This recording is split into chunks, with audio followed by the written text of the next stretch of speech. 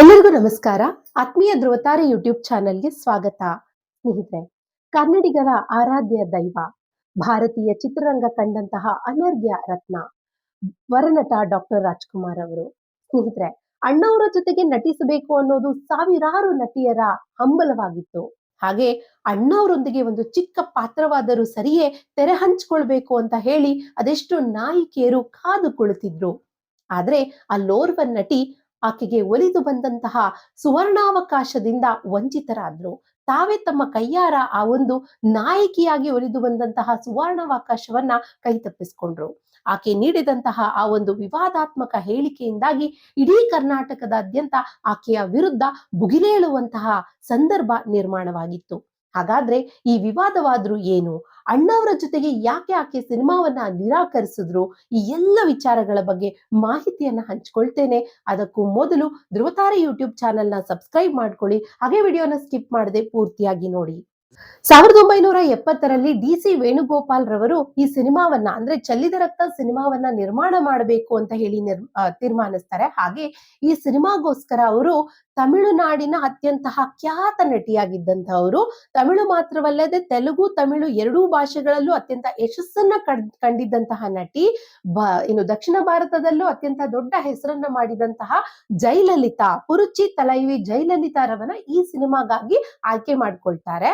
ಹಾಗೆ ಕನ್ನಡಿಗರು ಕೂಡ ಇವರಿಬ್ಬರ ಕಾಂಬಿನೇಷನ್ ಸಿನಿಮಾ ಬರೋದಕ್ಕೆ ಕಾದು ಕುಳಿತಿರ್ತಾರೆ. ಹಾಗೆ ಈ ಒಂದು ಸಿನಿಮಾಗೆ ಆಕೆ ಆಫರ್ ಕೂಡ ಹೋಗುತ್ತೆ. ಆ ಸಂದರ್ಭದಲ್ಲಿ ಅವರು ಕರ್ನಾಟಕದಲ್ಲಿ ಮೈಸೂರಿನ ಒಂದು ಪ್ರೀಮಿಯರ್ ಸ್ಟುಡಿಯೋನಲ್ಲಿ ಅವರು ಗಂಗಾ ಗೌರಿ ಎನ್ನುವಂತಹ ಸಿನಿಮಾದ ಶೂಟಿಂಗ್ ನಲ್ಲಿ ಇರ್ತಾರೆ. ಆಗಾಗಲೇ ಅವರು ಕೊಟ್ಟಂತಹ ಒಂದು ಸಂದರ್ಶನವೂ ಕೂಡ ಬಿಡುಗಡೆ ಆಗಿರುತ್ತೆ. ಆ ಸಂದರ್ಶನದಲ್ಲಿ ಅವರು ಒಂದು ಹೇಳಿಕೆಯನ್ನ ಕೊಟ್ಟಿರ್ತಾರೆ. ಆ ಹೇಳಿಕೆಯ ವಿರುದ್ಧವಾಗಿ ಕನ್ನಡ ಪರ ಹೋರಾಟ ಸಂಘಗಳು ಕೂಡ ಅವರ ವಿರುದ್ಧವಾಗಿ ಅಲ್ಲಿಗೆ ಬಂದು ದಂಗೆ ಮಾಡೋದಕ್ಕೆ ಶುರು ಮಾಡ್ತಾರೆ. ಆ ಹೇಳಿಕೆಯನ್ನ ಆಕೆ ವಾಪಸ್ ತೆಗೆದುಕೊಳ್ಬೇಕು ಅಂತ ಕೂಡ ಅವರು ಪಟ್ಟು ಹಿಡಿತಾರೆ. ಹಾಗಾದ್ರೆ ಆಕೆ ಕೊಟ್ಟಂತಹ ಹೇಳಿಕೆ ಏನು? ಅಣ್ಣಾವರೊಂದಿಗೆ ನಾಯಕಿಯಾಗಿ ಒಲಿದು ಬಂದಂತಹ ಆ ಒಂದು ಸಂದರ್ಭದಲ್ಲಿ ಆಕೆಯ ಆ ಒಂದು ವಿವಾದದಿಂದಾಗಿ ಇಡೀ ಕರ್ನಾಟಕದಲ್ಲಿ ಒಂದಷ್ಟು ಗಲಾಟೆಗಳು ನಡೆಯುತ್ತೆ. ಆಕೆಯನ್ನ ಎಲ್ಲಿಗೂ ಹೋಗದಂತೆ ಅಲ್ಲಿಯೇ ಸ್ಟುಡಿಯೋದಲ್ಲೇ ಕಟ್ಟಿ ಹಾಕಿ ಅಂದ್ರೆ ಜನರ ಗುಂಪಿನಲ್ಲಿ ಕಟ್ಟಿ ಹಾಕಿ ಆಕೆ ಕನ್ನಡಿಗರಿಗೆ ಕ್ಷಮೆ ಕೇಳಬೇಕು, ಹಾಗೆ ಅವರು ಹೇಳಿದಂತಹ ಹೇಳಿಕೆಯನ್ನ ಹಿಂಪಡಿಬೇಕು ಅಂತ ಹೇಳಿ ಅವರಿಗೆ ತಾಕೀತನ್ನ ಹಾಕಲಾಗುತ್ತೆ. ವಾಟಾಳ್ ನಾಗರಾಜ್ ಅವರು ಆ ಒಂದು ಕನ್ನಡ ಪರ ಹೋರಾಟದ ಸಂಘವನ್ನ ಲೀಡ್ ಮಾಡ್ತಾ ಇರ್ತಾರೆ. ಹಾಗೆ ಅಣ್ಣವರು ಅದೇ ಒಂದು ಸ್ಟುಡಿಯೋದ ಪಕ್ಕದ ಸ್ಟುಡಿಯೋದಲ್ಲಿ ಪರೋಪಕಾರಿ ಎನ್ನುವಂತಹ ಸಿನಿಮಾವನ್ನ ಮಾಡ್ತಾ ಇರ್ತಾರೆ. ಈ ಒಂದು ಗಲಾಟೆಯ ವಿಚಾರ ತಿಳಿತಿದ್ದಂತೆ ಅಣ್ಣವರು ಅಲ್ಲಿಗೆ ದೌಡಾಯಿಸಿ ಬರ್ತಾರೆ. ಹಾಗೆ ಗಲಾಟೆಯ ವಿಚಾರವನ್ನ ತಿಳಿದುಕೊಂಡಂತಹ ಅಣ್ಣವರು ಅಲ್ಲಿದ್ದಂತಹ ಸಾವಿರಾರು ಜನರನ್ನ ಸಂತೈಸಿ ಓಲೈಕೆ ಮಾಡಿ ಅಲ್ಲಿಂದ ಆ ನಾಯಕಿಯನ್ನ ಅಂದ್ರೆ ಏನು ಜಯಲಲಿತಾ ಇದ್ದಾರೆ ಅವರನ್ನ ಸುರಕ್ಷಿತವಾಗಿ ಕಳಿಸ್ಕೊಡ್ತಾರೆ. ಅಣ್ಣವರ ಮೇಲೆ ಇಟ್ಟಂತಹ ಅಭಿಮಾನದಿಂದಾಗಿ ಅಲ್ಲಿನ ಅಭಿಮಾನಿಗಳು ಸುಮ್ಮನೆ ಹೋಗ್ತಾರೆ. ಆದ್ರೆ ಅವರ ಬೇಡಿಕೆ ಏನಾಗಿತ್ತು ಅಂತಂದ್ರೆ ಜಯಲಲಿತಾರವರು ಕೊಟ್ಟಂತಹ ಹೇಳಿಕೆಯನ್ನ ಹಿಂಪಡಿಬೇಕು, ಹಾಗೆ ಅವರು ಕನ್ನಡಿಗರ ಕ್ಷಮೆ ಯಾಚಿಸ್ಬೇಕು ಅನ್ನೋದು ಅವರ ಮಾತಾಗಿರುತ್ತೆ.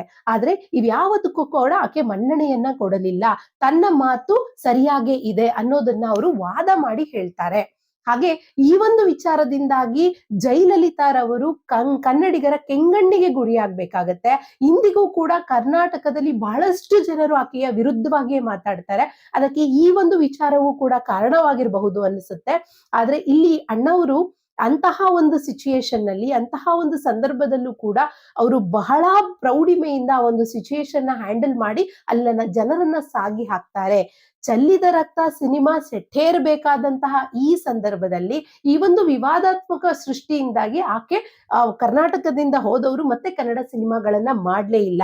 ಈ ಹಿಂದೆ ಇವರು ಕನ್ನಡದಲ್ಲಿ 4-5 ಸಿನಿಮಾಗಳಲ್ಲಿ ಅಭಿನಯಿಸಿರ್ತಾರೆ.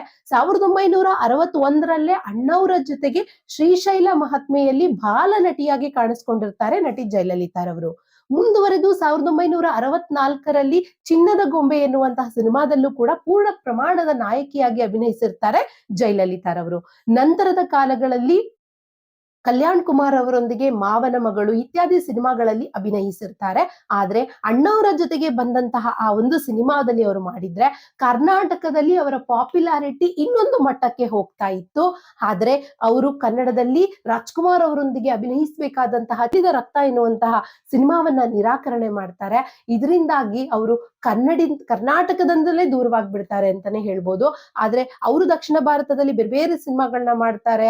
ಆಂಧ್ರದಲ್ಲಾಗಿರ್ಬೋದು, ತಮಿಳ್ನಾಡಲ್ಲಾಗಿರ್ಬೋದು, ಅವ್ರ ಪಾಪ್ಯುಲಾರಿಟಿ ದೊಡ್ಡ ಮಟ್ಟಕ್ಕೆ ಬೆಳೆಯುತ್ತೆ. ಆದ್ರೆ ಈ ಒಂದು ವಿವಾದ ಸೃಷ್ಟಿ ಮಾಡಿದ್ದಾದ್ರೂ ಯಾವ ಹೇಳಿಕೆಯಿಂದ ಅಂತ ನೋಡೋದಾದ್ರೆ, ಆಕೆ ಮೂಲತಃ ಕರ್ನಾಟಕದವರು. ಮೈಸೂರಿನಲ್ಲಿ ಅಂದ್ರೆ ನಮ್ಮ ಶ್ರೀರಂಗಪಟ್ಟಣ ಮೇಲುಕೋಟೆನಲ್ಲಿ ಹುಟ್ಟಿದಂತಹವರು ಇವರು ಯಾರು ಜಯಲಲಿತಾರವರು. ಆಕೆ ಕನ್ನಡಿಗರು ಅಂತ ಎಲ್ಲೂ ಕೂಡ ಹೇಳಲಿಲ್ಲ. ನಾನು ಮೂಲತಃ ಕರ್ನಾಟಕದವಳಾದ್ರೂ ನಾನು ಕನ್ನಡತಿ ಅಲ್ಲ, ಕನ್ನಡಿಗಳಲ್ಲ, ನನ್ನ ಮಾತೃಭಾಷೆ ಕನ್ನಡ ಅಲ್ಲ ಅಂತ ಹೇಳ್ಕೊಡ್ತಾರೆ. ಈ ಒಂದು ವಿವಾದದಿಂದಾಗಿ ಆಕೆಯನ್ನ ಕನ್ನಡಿಗರು ಬಲುವಾಗಿ ಟೀಕಿಸ್ತಾರೆ. ಹಾಗೆ ಆಕೆಯನ್ನ ಯಾವುದೇ ಕಾರಣಕ್ಕೂ ಮುಂದೆ ಆಕೆ ಕನ್ನಡ ಸಿನಿಮಾಗಳನ್ನ ಮಾಡೋದಕ್ಕೆ ಕೂಡ ಬಿಡೋದಿಲ್ಲ. ಅಂದ್ರೆ ಕನ್ನಡಿಗರನ್ನ ವಿರೋಧ ಇಟ್ಕೊಂಡು ಅವ್ರ ಜೊತೆ ನಟಿಸೋದು ಬೇಡ ಅಂತ ಹೇಳಿ ರಾಜ್ಕುಮಾರ್ ಅವರು ಕೂಡ ಆ ಸಿನಿಮಾದಿಂದ ಹಿಂದೆ ಉಳಿತಾರೆ. ಹಾಗೆ ಆ ಸಿನಿಮಾವನ್ನು ಕೂಡ ಕೊನೆಗೆ ಕೈ ಬಿಡಲಾಗುತ್ತೆ. ಸಿನಿಮಾದ 3 ದಿನದ ಶೂಟಿಂಗ್ ಕೂಡ ಆಗಿರುತ್ತೆ. ಆದ್ರೂ ಕೂಡ ಸಿನಿಮಾವನ್ನ ಕೈ ಬಿಡ್ಲಾಗುತ್ತೆ. ಸಿನಿಮಾದಲ್ಲಿ ದೊಡ್ಡ ದೊಡ್ಡ ನಟರು ಇರ್ತಾರೆ. ರಾಜ್ಕುಮಾರ್ ಅವರಾಗಿರ್ಬೋದು, ಜಯಲಲಿತಾರವರು, ಪಂಡರಿಬಾಯಿ, ಹೀಗೆ ನಟರುಗಳು ಇರ್ತಾರೆ. ಆ ಸಿನಿಮಾವನ್ನ ಕೈ ಬಿಡ್ಲಾಗುತ್ತೆ. ಇದೇ ಶೀರ್ಷಿಕೆಯನ್ನ ಪೈಲಟ್ ಅಂತ ಹೇಳಿ ಬದಲಾಯಿಸಿ ಒಂದಷ್ಟು ಶೂಟಿಂಗ್ ನ ಮಾಡ್ಕೊಳ್ತಾರೆ. ಆದ್ರೂ ಕೂಡ ಸಿನಿಮಾ ಮುಂದುವರಿಲೇ ಇಲ್ಲ. ತದನಂತರದ ಕಾಲದಲ್ಲಿ ಅದೇ ನಿರ್ದೇಶಕರ ಸ್ವಾಮಿಯವರ ಜೊತೆಗೆ ರಾಜ್ಕುಮಾರ್ ಅವರು ಬಿಡುಗಡೆ ಸಿನಿಮಾವನ್ನ ಮಾಡ್ತಾರೆ. ಅದು ಕೂಡ ದೊಡ್ಡ ಮಟ್ಟಿಗೆ ಹೆಸರನ್ನ ಮಾಡುತ್ತೆ.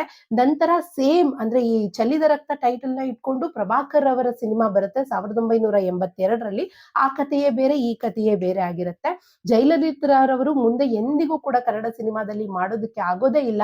ಯಾಕೆ ಅಂದ್ರೆ ಕನ್ನಡಿಗರ ವಿರೋಧವನ್ನ ಅವರು ಇಟ್ಕೊಂಡಿರ್ತಾರೆ.